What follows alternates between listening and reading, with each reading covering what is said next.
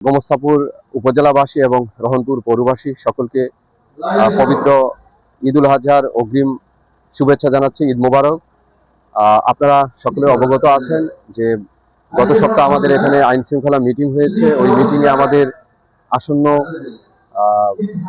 যে পবিত্র ঈদ উল আজহা আছে, ঈদ উল আজহাকে কেন্দ্র করে আমাদের এই গোমস্তাপুর উপজেলার আইন শৃঙ্খলার পরিস্থিতি যেন সার্বিক পরিস্থিতি স্বাভাবিক থাকে সে বিষয়ে আমরা সকল স্টেক হোল্ডারদের সাথে কথা বলেছি।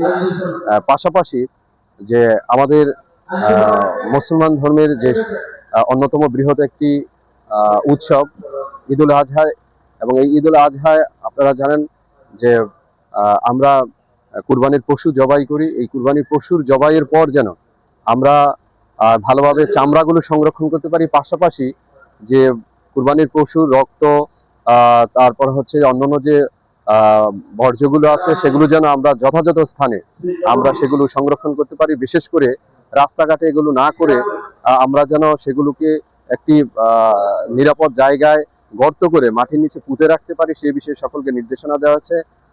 পৌরসভা থেকে মাইকিং করা হবে এবং আমাদের সম্মানিত অন্যান্য ব্যক্তি স্টেক হোল্ডারদের বলেছি যে আপনারা প্রচার করতে থাকবেন যেন কুরবানির এই বর্জ্যগুলো যথাযথ স্থানে সেটাকে পুঁতে রাখে।